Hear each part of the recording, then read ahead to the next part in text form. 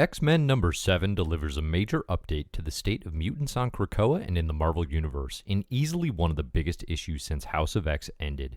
Today I'll answer, what is Crucible and what does it mean for the X-Men's resurrection protocols? How does X-Men number 7 tie heavily into House of M and X-Men Decimation stories from the mid-2000s?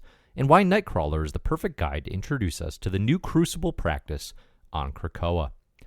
I'm Dave Busing, founder and editor-in-chief of comicbookherald.com. If you like the CBH YouTube channel or podcast, please consider liking, subscribing, and sharing. Links to CBH channels and Patreon support are included in the show notes. You can find full X-Men and comic book reading orders on comicbookherald.com. Spoilers for discussed comics may follow. In X-Men number 7 by Jonathan Hickman, Leinil Francis Yu, Sonny Gao, Clayton Cowles, and Tom Muller, the issue opens with the mysterious repeating refrain that Crucible is today. There's been a lot of speculation about what Crucible might be after Marvel previewed the issue, and X-Men number 7 does a nice job building details and information about the new addition to Krakoa culture as the story develops. Cyclops first considers the new procedure with Wolverine in a scene full of details that are going to drive the Scott/Logan/Jean/sure let's throw Emma in, why not, shippers absolutely wild.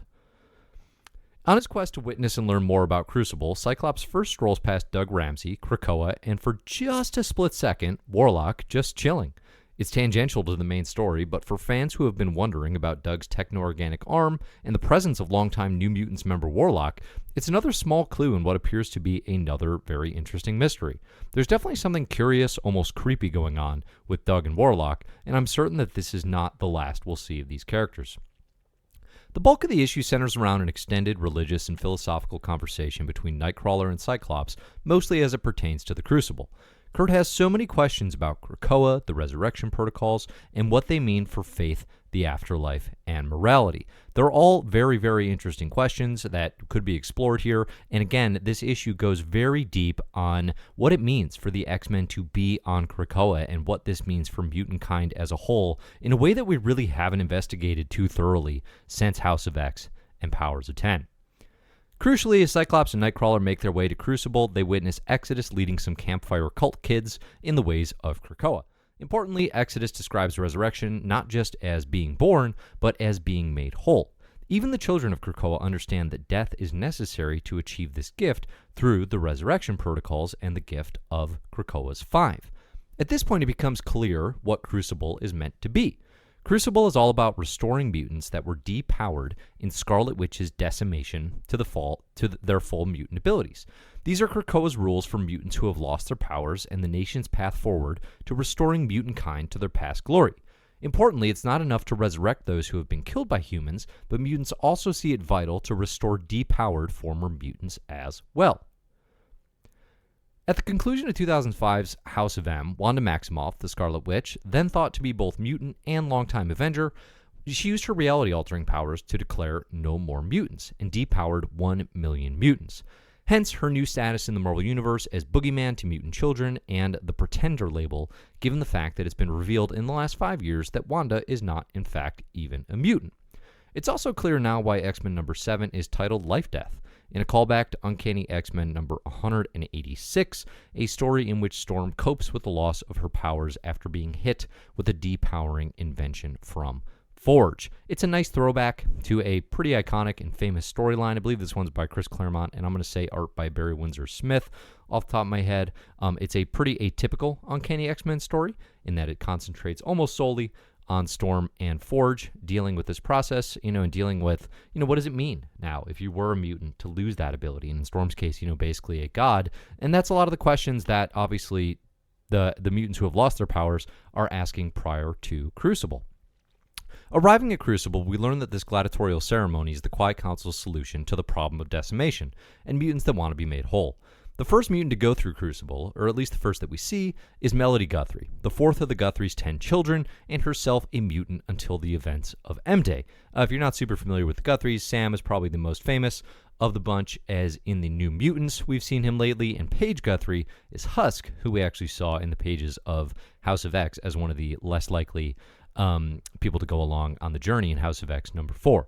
The talk by Apocalypse of refusing suicide as an option is particularly relevant for Melody, who nearly committed a form of post-M-Day suicide, jumping off a building believing she could still fly in, definitely what is intended to be a very sort of tragic take on Decimation. I believe that was in the pages of New Avengers.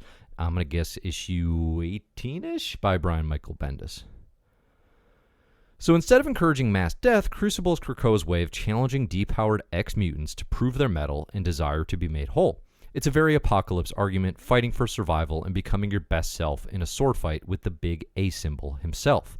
My first major questions surrounding Crucible are, what happens if they beat Apocalypse? They don't get to resurrect? This doesn't seem like a lot of incentive to have, your best sword fight. Also, what about mutants like Domino and X-Force who aren't depowered but are not whole in some way? How far does Crucible extend? While witnessing the events of Crucible, Nightcrawler and Cyclops pose some major questions about the nation's resurrection process. The first is the issue of mutant wills, where Cyclops points out some mutants are arguing that the best version of themselves would be being reborn in a copy of Magneto's body with his powers. Nightcrawler then says, why stop there? Why not combine two? Why not add a third into the mix? This is some dramatic irony, as we know, considering Mr. Sinister's Chimera program from Powers of 10 is all about mutant power splicing. At this point in Krakoa, though, it's all theoretical and a bit fuzzy. The question of resurrection changes, and becoming who you were meant to be is a very interesting one. We've already seen hints throughout Dawn of X that mutants can come back through resurrection with amplifications or minor changes. For example, we've seen Sync in the pages of X-Men number 5, a note here that I found very interesting in the data page saying that he came back at 4% increase in his natural physical ability post-resurrection. We've also seen Professor X be resurrected in a new body. This was confirmed by writer Jonathan Hickman in an interview with Adventures in Poor Taste, where at the start of House of X and Powers of 10, he was in the Phantom X body that he inhabited during the Astonishing X-Men run that preceded the House of X event, and now he's back in his traditional body. And of course, we also have Melody Guthrie having just undergone the process. So you have mutants leaving wills, asking to be restored in Magneto's body with his powers, or not mentioned here, how about just in their chosen gender? One idea that does occur to me is the concept of placing a mutant's essence, their Professor X Cerebra backed up person, into a physical body that is not their own. This is still a fairly untested procedure on Krakoa. This seems like the biggest setback preventing a nation of Magnetos running around. Magnation? But I have to imagine we'll see this exact scenario play out sooner than later. The second major question revolves around questions of afterlife and the soul. The point is clearly not direct answers so much as considering the weight of the questions, and Nightcrawler does that very effectively throughout the issue. How much does the resurrection process change a person? The questions regarding the afterlife and eternity are all especially relevant for Nightcrawler, who not only operates as the most famous devout Christian in the Marvel Universe this side of Daredevil, but has literally been to heaven. After his death in X-Men Second Coming, Nightcrawler was in paradise until the pages of Amazing X-Men when he was quote-unquote rescued?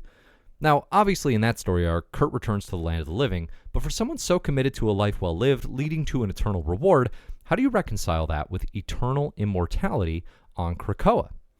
X-Men number 7 ends with Melody Guthrie's ascension to her mutant status as the flying, glowing arrow, reborn as the mutant she was meant to be before Decimation.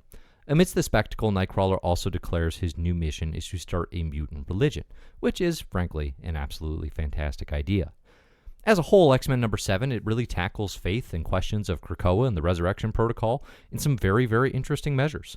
I think focusing on Melody Guthrie, part of the Guthrie family, taking on Apocalypse, is all a very interesting way to frame what Crucible can be, and again, like what the Quiet Council is trying to do here, which is restoring mutants to what they were meant to be before they were, hunted and feared and killed by humanity, or in the case of the Scarlet Witch, obviously being an exceptional superpowered thing, depowered so substantially. I do think it's interesting that in the opening solicit, there's this miraculous opportunity to be reborn, but nothing so incredible comes without a cost. I think this question doesn't necessarily get answered as thoroughly as I would like, in the sense of Melody Guthrie.